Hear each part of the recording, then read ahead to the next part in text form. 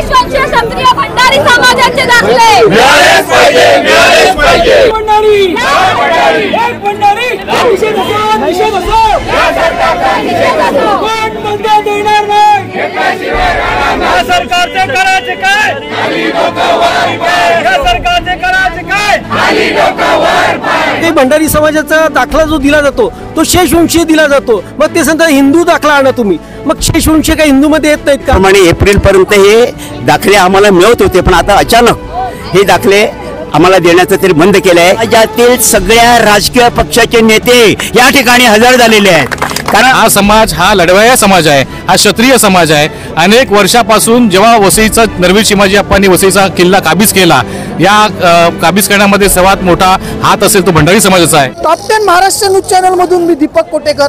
यावेळेला मी उपस्थित आहे वसईच्या प्रांत कार्यालयासमोर। या ठिकाणी भंडारी समाजाच्या वतीने आंदोलन सुरू आहे। भंडारी समाजाला जातीचे दाखले मिळत नाहीत आणि जातीच्या दाखल्यांसाठी त्यांना खूप वणवण फटकावं लागतं, परंतु त्यांना ते जातीचे दाखले मिळत नाहीत। या विरोधात आता भंडारी समाज या ठिकाणी एकवटलेला आहे। जाणून घेऊया आपल्यासोबत भंडारी समाजाचे काही नेते मंडळी आहेत। प्रफुल्लजी, काय सांगाल, नेमक्या काय मागण्या आहेत तुमच्या? गेले अनेक वर्षापासून आमच्या भंडारी समाजाचे जे विद्यार्थी आहेत, जे शैक्षणिक कामासाठी जातीचे दाखले काढतात, तर जातीच्या दाखल्याच्या पुढे शेषवंशीय क्षत्रिय म्हणून जर उल्लेख आला तर जातीचा दाखला दिला जात नाही। आणि तो जर जातीचा दाखला जरी मिळाला इथे कुठे सेटिंग लावून, जर जात पडताळणीला पुढे गेलं तर तिथे परत शेषवंशीय क्षत्रिय असा उल्लेख असल्यामुळे पुन्हा जात पडताळणी सुद्धा होत नाही। म्हणजे हा आमच्या भंडारी समाजावर खूप मोठा अन्याय आहे की आता हा जो काही भंडारी समाजाचा दाखला जो दिला जातो तो शेषवंशीय दिला जातो। मग ते सांगता हिंदू दाखला आणा तुम्ही, मग शेषवंशीय काय हिंदू मध्ये येत नाहीत का? का पाकिस्तानमधून आलेत का? म्हणजे अशा पद्धतीने कुठेतरी प्रशासन मुद्दामून आम्हाला भंडारी समाजाच्या लोकांना त्रास देतं। आणि जे बसलेले प्रशासक आहेत ते आमचा बाप ठरवणार का? ते आमची जात ठरवणार का? आमच्या जातीच्या पुढे जर कुठलेही शेषवंशी लिहिलेलं असेल किंवा हिंदू लिहिलेलं असेल ते पूर्वी काळात लिहिलं गेलं होतं। आता तुम्ही 187 जी काही सूची आहे जातीच्या दाखल्याची, त्याच्यामध्ये 187 नंबरला भंडारी म्हणून उल्लेख आहे फक्त। आणि भंडारीच्या पुढे जी काही उपजात लागली जाते किंवा जे काही लागलं जातं, शेषवंशीय लागलं जातं किंवा हिंदू लागलं जातं, म्हणून मग तो मुद्दामून दाखला नाकारला जातो। हे चुकीचं आहे आणि त्यासाठी आजचं आंदोलन आहे।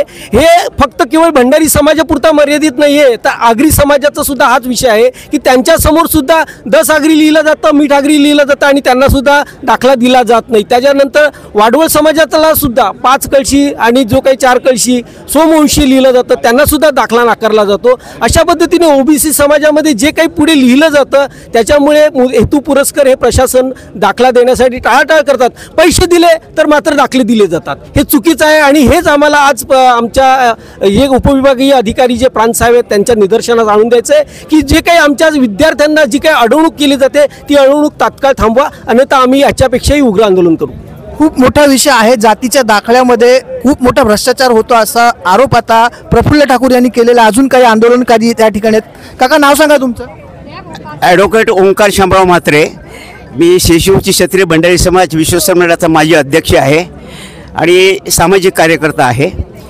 आता जे आमचं जे आंदोलन आहे हे आमच्या शेषवंशी क्षत्रिय भंडारी समाजावरती जो काय अन्याय होतो इतर मागासलेल्या वर्गाचा दाखला मिळण्याबद्दल, आतापर्यंत शेषवंशी क्षत्रिय भंडारी समाज असं नाव शाळेच्या दाखल्यावर असतानासुद्धा आम्हाला इतर मागासलेल्या वर्गाचे दाखले मिळत होते, पण आता अचानक हे दाखले आम्हाला देण्याचं तरी बंद केलं आहे।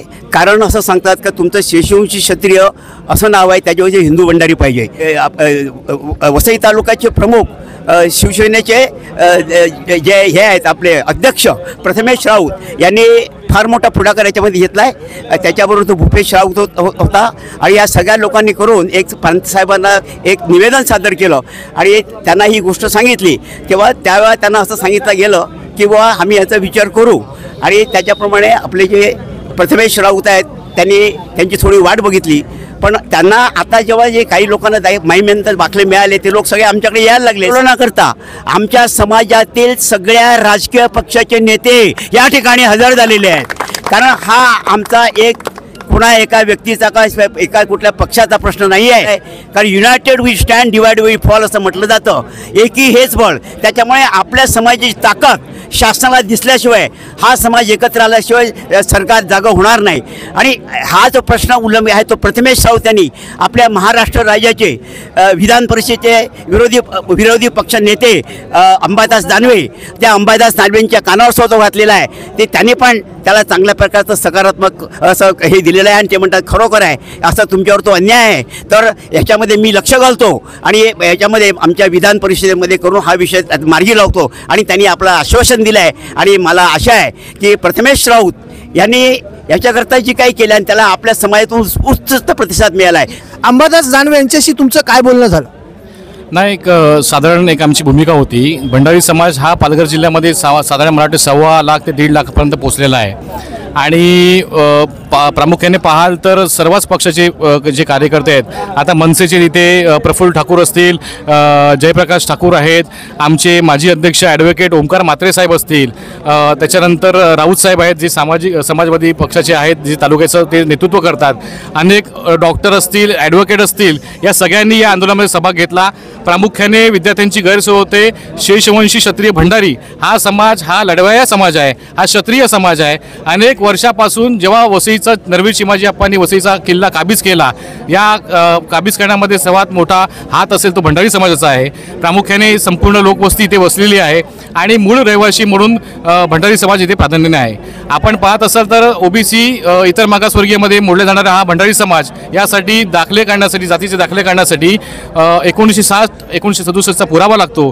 त्या पुरावामध्ये शेषवंशी क्षत्रिय भंडारी असं स्कूल लिव्हिंगवरती आधीपासून मेन्शन आहे. जेव्हा जिल्हा परिषद शाळा असतील किंवा आपल्या दगडी शाळा असतील, त्या टाइमला दगडी शाळा प्रामुख्याने होत्या, तर तो उल्लेख आहे. परंतु आता शाळेतनं बाहेर पडताना नवीन विद्यार्थ्यांना हिंदू भंडारी असा उल्लेख केला जातो. जेव्हा आपण कास्ट ॲप्लिकेशन करतो किंवा कास्ट सर्टिफिकेटसाठी ॲप्लिकेशन करतो, कास्ट व्हॅलिडिटीसाठी ॲप्लिकेशन करतो, त्या टायमाला हिंदू भंडारी आणि शेषवंशी क्षत्रिय भंडारी यात तफावत असल्याचा उत्तरात काढत आहेत आणि दाखले मुलांपर्यंत पोहोचत नाही आहे. त्याच्यामुळे ओबीसीची जी मुलं आहेत त्यांना ओपन कॅटेगरीमध्ये शाळेत शिक्षण घेण्यासाठी प्रवेशिका घ्यावी लागते. कास्ट व्हॅलिडिटीसाठी त्रास होतोय. 3-3, 4-4 वेळा पालघरला जाऊन हिअरिंगसाठी बसावं लागतंय.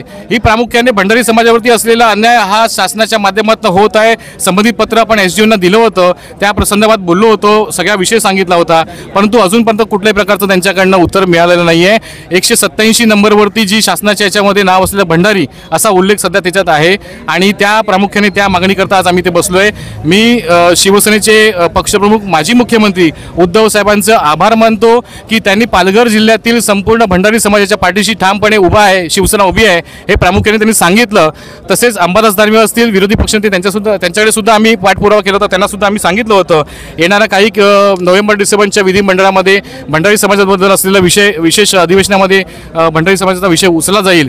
त्यात प्रामुख्याने सगळ्याच पक्षाची लोक जी आहेत आज आपण एका व्यासपीठावर दिसत आहेत. ही ठिणगी जी पडली ही समाजाची पडली आहे. प्रामुख्याने सर्वच पक्षाचे नेते, सर्वच पक्षाचे पदाधिकारी एकत्र येऊन या आंदोलनामध्ये सहभागी झालेले आहेत. हा विषय आता शिवसेना उद्धव बाळासाहेब ठाकरे यांच्याकडे देखील गेलेला आहे. अंबादास दानवे यांनी शब्द दिलेला आहे की येणाऱ्या अधिवेशनामध्ये हा विषय जो आहे तो अधिवेशनात मांडला जाईल. परंतु या विषयाच्या मागे जर हात घातला तर कुठेतरी भ्रष्टाचार लपलेला आहे. आपल्याला सर्व विषय काय वाटतं कमेंटच्या माध्यमातून आपली प्रतिक्रिया आम्हाला नक्कीच कळवा. Top 10 Maharashtra news, Vasai Virar.